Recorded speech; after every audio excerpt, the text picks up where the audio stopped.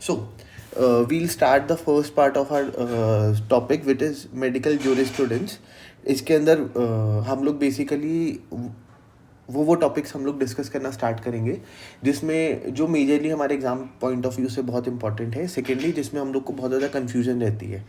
So I will try to clear up the confusion because I am also studying for the same exam. So I am just recording these lectures so that I can revise my stuff, and maybe it can help you in the long run.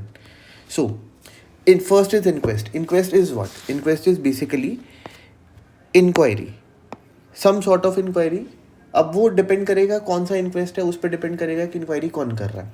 For example, in police inquest it is the inquiry which is done by the police officer. अब ऐसा तो है नहीं any sort of और any rank of the police officer can do the inquest. So the minimum rank of investigating officer in the police inquest is head constable. पहली चीज़. ठीक है.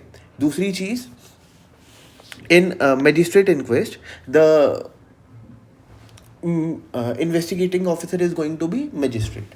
अब जो मजिस्ट्रेट इंक्वेस्ट रहता है वो जनरली हम लोग 3 चीज़ों में करते हैं. हम लोग अपना करते हैं for custodial death, for dowry death and for exhumation of the body. Next हमारे पास आता है coroner's inquest. Coroner's inquest is generally अगर इफ अ पर्सन डाई, उसके लिए जब हम लोग कोई भी इंक्वायरी बैठाते हैं या कोई भी इंक्वायरी होती है उसको हम लोग बोलते हैं coroners inquest. And last is your medical examiner system. अच्छा, अब हमारे पास में इसी में साथ में हम लोग 3 BNSS भी करेंगे. जो BNSS 194 है दैट इज बेसिकली जो हमारा रहेगा that is for police inquest. Now in the police inquest when police is doing the inquiry, if the police finds a witness and police wants to summon the witness to the court. अभी हम लोग someone and बाकी witness के बारे में सब चीज़ें पढ़ेंगे. But if a police head constable wants to summon a person to a court, तो उसके लिए हमारे पास में जो BNSS होता है that is BNSS 195 and BNSS 196 is basically just for the magistrate inquest. Okay. Next topic जो हम लोग के पास में आएगा वो हमारे पास में आएगा हमारा इंडियन लीगल सिस्टम. हमारे इंडियन लीगल सिस्टम में हमारे पास में कुछ हायरार्की होती है for the courts. For example, second class judicial magistrate is the सबसे लोअर वाला जो बोलते हैं हम लोग कैटेगरी रहता है. देन हमारे पास में फर्स्ट क्लास जुडिशियल मजिस्ट्रेट आता है, फिर हमारे पास में चीफ जुडिशियल मजिस्ट्रेट आता है और फिर हमारे पास में असिस्टेंट सेशंस आता है. ये जो हमारे पास में है दीज आर ट्रायल कोर्ट्स. ठीक है. They don't have any power for like death sentence और लाइफ इम्प्रिजनमेंट. ठीक है. ये लोग जनरली हमारे पास में 1 साल, 3 साल, 7 साल या 10 साल तक का ये लोग अपना प्रिजनमेंट या पनिशमेंट दे सकते हैं. और first second class judicial magistrate can give a fine of 5 years 5,000. और जो अपने पास में फर्स्ट क्लास रहेगा वो 10,000 तक का फाइन लगा सकता है. इन दोनों के अंदर तो there is no limit. Okay.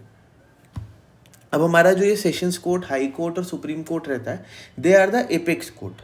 Apex court is मतलब और for a particular area they are the highest court. For example, the sessions court is the apex court for a district, high court is the apex court for a state and supreme court is the apex court for the nation. ठीक है. अच्छा, अब बात करते हैं हम लोग कुछ अब इसमें जो मेन इंपॉर्टेंट चीज़ है हम लोग को क्या क्या देखना है. डेथ सेंटेंस सबसे मतलब which is the minimum rank of the court which can give the death sentence. तो उसमें हमारे पास में आता है हमारा ये sessions court. Sessions court is the lowest rank जो अपना डेथ सेंटेंस मतलब ऑर्डर कर सकता है, बट वो कंफर्म नहीं होता है. उसको कंफर्म करना या उसको कम्यूट करना वो हमारे हाई कोर्ट के हाथ में होता है. ठीक है. अब जब भी कोई भी ऑफेंस रहेगा, फॉर एग्जाम्पल मान लीजिए किसी को 1 साल की पनिशमेंट मिली सेकेंड क्लास जुडिशियल मजिस्ट्रेट से, तो वो अब उससे हाईयर कोर्ट में जा सकता है for like the commutation of the punishment. पहली चीज़. अब हाईएस्ट कोर्ट कौन सा है? हमारा सुप्रीम कोर्ट है. अगर मान लो उसने डेथ सेंटेंस दिया है तो उसको कैंसिल करने का राइट किसके पास में है? तो उसको कैंसिल करने का राइट हमारी प्रेसिडेंट या फिर हमारे गवर्नर के पास में है. अभी फॉर एग्जांपल कोई फीमेल है हु इज़ प्रेग्नेंट और उनको डेथ सेंटेंस मिला है, तो उसके डेथ सेंटेंस को जो हाई कोर्ट रहती है वो उसके डेथ सेंटेंस को कम्यूट करके उसको लाइफ इम्प्रिजनमेंट में उसको कन्वर्ट कर सकती है under the BNSS 456. Okay, so this is our BNSS 456। अच्छा, अभी एक कोर्ट आती है जिसको हम लोग बोलते हैं जुवेनाइल कोर्ट। जुवेनाइल कोर्ट में कुछ नहीं है, जुवेनाइल कोर्ट में मेनली अपने को वो चीज़ याद रखनी है कि जुवेनाइल कोर्ट में हमारे पास में क्या क्या रहेगा। हमारे पास में जो हमारी जुडिशियल मजिस्ट्रेट रहती है वो फर्स्ट क्लास जुडिशियल मजिस्ट्रेट होनी चाहिए, and the first class judicial magistrate should be preferably a female. उसके अलावा हमारे पास में 2 सोशल वर्कर्स होने चाहिए, एक मेल होना चाहिए, एक फीमेल होना चाहिए। नेक्स्ट हम लोग बात करते हैं अपना एविडेंस के बारे में। इसमें बेसिकली कुछ भी नहीं है, हम लोगों ने 2 टाइप की क्लासिफिकेशन निकाली है। पहले तो एविडेंस होता क्या है? एविडेंस क्या होता है? एविडेंस इज अ स्टेटमेंट और अ फैक्ट जो कि कोर्ट में हम लोग प्रोड्यूस करते हैं, आइदर किसी भी फैक्ट को प्रूव करने के लिए या किसी भी चीज़ को डिसप्रूव या कैंसिल करने के लिए। ठीक है, अब हमारे पास 2 तरीके के एविडेंस होंगे, एक डायरेक्ट होगा, एक इनडायरेक्ट होगा। डायरेक्ट एविडेंस में हमारे पास में क्या आ जाएगा? For example some eye witness जो कि डायरेक्टली प्रूव कर रहा है कि हाँ ये चीज़ हुई है। या फिर हम लोग डायरेक्ट एविडेंस में जितना मेरे को पता है we can put like camera recordings and pictures and all that. ठीक है, this is more valid as compared to indirect evidence. Indirect evidence मतलब जो डायरेक्टली फैक्ट को प्रूव नहीं कर रहा है। इसमें हमारे पास में 2 चीज़ें आ सकती है, for example circumstantial and hearsay. Circumstantial is valid, hearsay is not valid. ये चीज़ हम लोग याद रखेंगे। अब एक और क्लासिफिकेशन आती है जिसके अंदर हम लोग के पास आता है type of like evidence. It can be an oral statement or it can be documentary. Now the oral statement is usually superior because oral statement में हम लोग क्रॉस एग्जामिनेशन कर सकते हैं। That's all about evidence. Now if we talk about our witness, witness हमारे पास basically कुछ नहीं है। हमारे पास 2 तरीके के विटनेस होते हैं, एक कॉमन विटनेस हो सकता है, एक एक्सपर्ट विटनेस हो सकता है।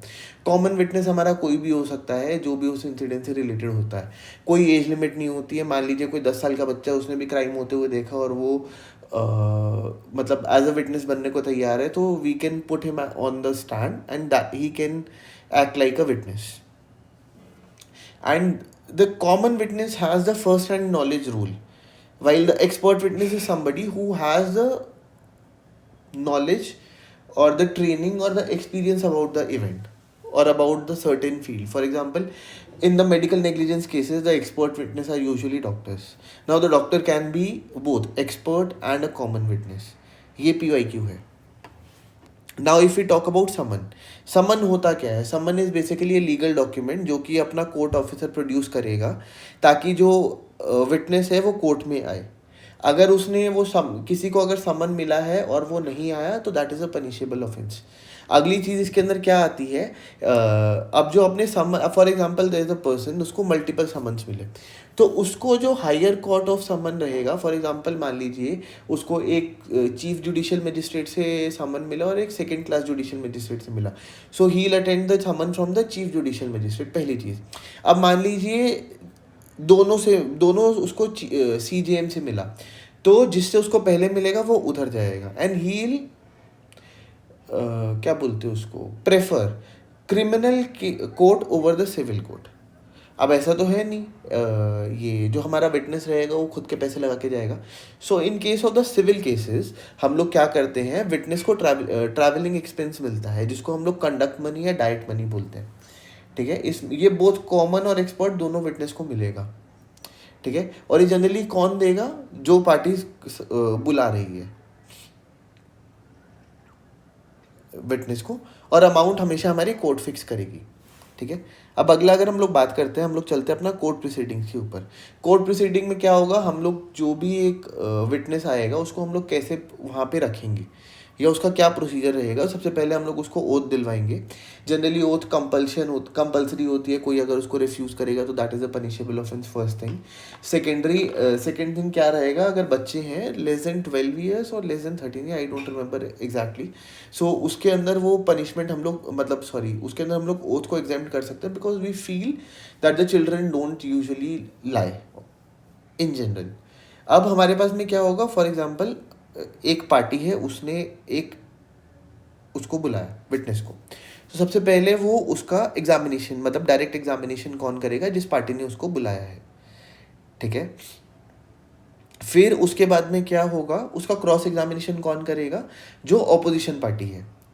फिर अब उसने क्रॉस एग्जामिनेशन किया, अब लॉयर ने कुछ फैक्ट्स प्रोड्यूस किए, फिर उसको री एग्जामिनेशन कौन करेगा? हमारा जिसने उसको बुलाया था। So there are 2 type of prosecutors, two type of lawyers, one is the prosecution lawyer, one is the defence lawyer. अगर मान लीजिए जो विटनेस है वो प्रोसिक्यूटर ने बुलाया, प्रोसिक्यूशन लॉयर ने बुलाया, तो हमारा जो डायरेक्ट एग्जामिनेशन रहेगा वो हमारा प्रोसिक्यूटर पब्लिक प्रोसिक्यूटर करेगा। फिर हमारा जो क्रॉस एग्जामिनेशन होगा वो हमारा डिफेंस लॉयर करेगा। फिर जो हमारा री एग्जामिनेशन होगा वो हमारा पब्लिक प्रोसिक्यूटर करेगा। ठीक है। अब यहाँ पे हमारे पास में जज के पास पावर होती है, वो किसी भी स्टेज ऑफ ट्रायल में किसी भी विटनेस से कैसा भी क्वेश्चन पूछ सकता है रिलेटेड टू द केस, और वो वापस से विटनेस को स्टैंड पे भी बुला सकता है। पहली चीज़। अगली चीज़ क्या रहेगी, अब एक टर्म आती है leading questions. Leading questions is something जिसका जवाब आपको सिर्फ येस या नो में देना होता है। नाउ द लीडिंग क्वेश्चंस सिर्फ कौन कर सकता है, लीडिंग क्वेश्चन सिर्फ हमारा क्रॉस एग्जामिनेशन में हो सकता है, और वो भी ऑपोजिट साइड का लॉयर करेगा। बट इसमें हमारे पास में कुछ एक्सेप्शन है। For example there is a term called hostile witness. Hostile witness क्या होता है, जो विटनेस ने पहले फॉर एग्जांपल एक स्टेटमेंट दिया, बाद में वो स्टेटमेंट को कॉन्ट्राडिक्ट कर रहा है। फॉर एग्जांपल एक विटनेस ने स्टेटमेंट दिया कि मैंने 5 बजे उस इंसान को वहाँ पे नाइफ ले जाते हुए देखा। अब आफ्टर सम टाइम हम उसका एग्जामिनेशन कर रहे थे और हमको पता चलता है वो जो विटनेस था वो बोलता है कि from 3:30 to 6:30 I was watching a movie. तो उसकी जो स्टेटमेंट्स हुई वो कॉन्ट्राडिक्ट हुई। ऐसा अगर होगा तो उस केस में हमारा जो सेम साइड ऑफ लॉयर था वो भी हमारा क्रॉस एग्जामिनेशन, मतलब वो भी हमारे लीडिंग क्वेश्चंस कर सकता है। ठीक है। अच्छा, अब फॉर एग्जांपल हमने किसी विटनेस को स्टैंड पे खड़ा किया। अगर मान लो विटनेस ने हमारा झूठ बोला अंडर ओथ, तो उसको हम लोग बोलते हैं पर्जरी, जो कि होता है हमारा BNS 227। और अगर हम लोग उसकी पनिशमेंट को लेंगे तो दैट इज BNS 229। ओके। अब एक टर्म आती है डाइंग डिक्लेरेशन और डाइंग डिपोजिशन। ठीक है। डाइंग डिक्लेरेशन और डाइंग डिपोजिशन बेसिकली हम लोग इंडिया में यूजुअली हम लोग अपना डाइंग डिक्लेरेशन हम लोग यूज़ करते हैं, या that is more valid in India. Dying deposition हम लोग के इंडिया में वैलिड नहीं होता है।